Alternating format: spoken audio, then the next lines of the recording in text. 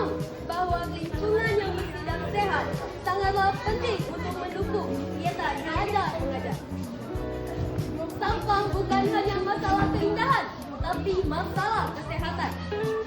Sampah yang menumpuk bisa menjadi sarang penyakit dan mencemari lingkungan. Lingkungan yang inilah akan membuat kita tidak nyaman dan sulit berkonsentrasi saat belajar.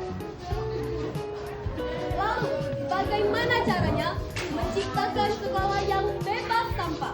Tentu saja, ini bukan hanya tugas satu atau dua orang, melainkan tanggung jawab kita semua sebagai warga sekolah. Pertama, mulailah dari diri sendiri.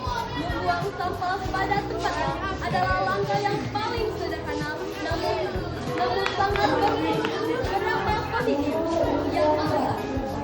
Kedua, kita perlu memilah sampah. Mari manfaatkan tong sampah yang telah disediakan berdasarkan jenisnya, organik dan anorganik. Kita juga bisa mengolah dan mendaur ulang sampah dengan cara ini. Kita tidak hanya mengurangi sampah, namun berupaya pelestarian lingkungan.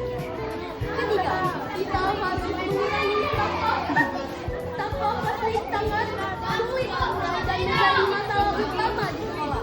Maka dari itu, mari kita mulai membawa botol minum sendiri yang dapat diisi ulang atau membawa bekal makanan dengan kotak dan dapat dipakai di keempat, mari kita menegur teman yang membuang sampah sembarangan. Menegur bukan berarti bermusuhan, tapi saling mengingatkan untuk kebaikan bersama.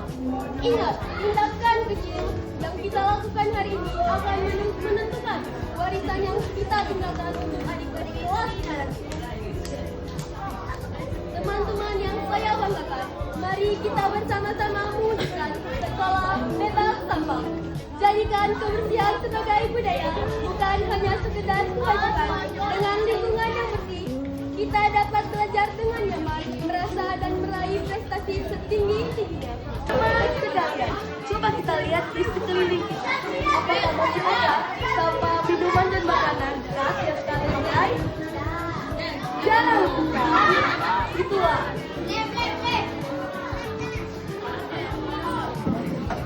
Di saat sekolah lain bingung memikirkan sampah plastik, sekolah kita sudah maju lebih jauh.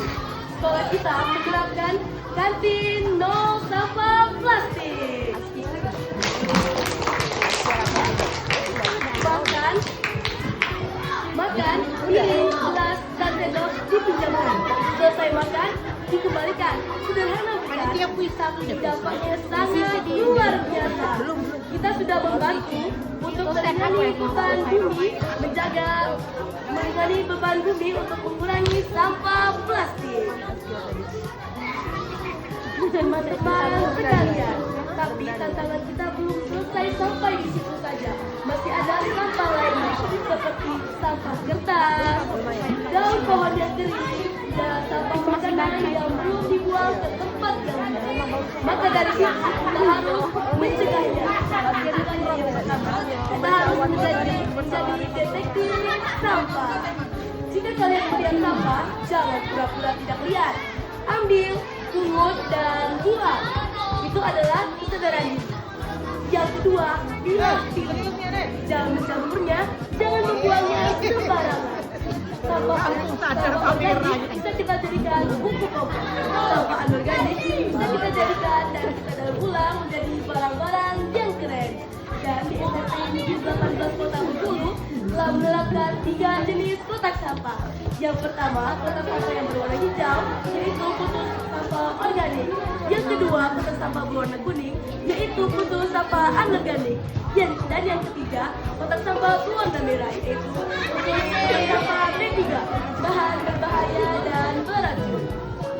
Dewan Juri yang terhormat, kebersihan lingkungan bukan hanya karena cukup enak dipandang, tapi kebersihan lingkungan merupakan kesehatan, kenyamanan, iman, dan kewajiban siswa di sekolah. Jika satu kotor, semua hendak ditanya. Satu bersih, semua nyaman. Sebagai penutup, saya akan memberikan satu kalimat yang kritis namun mudah dimengerti.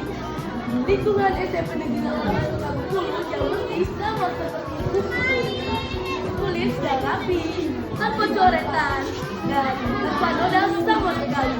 Buku yang rapi bisa sangat mudah kita baca dan kita mengerti.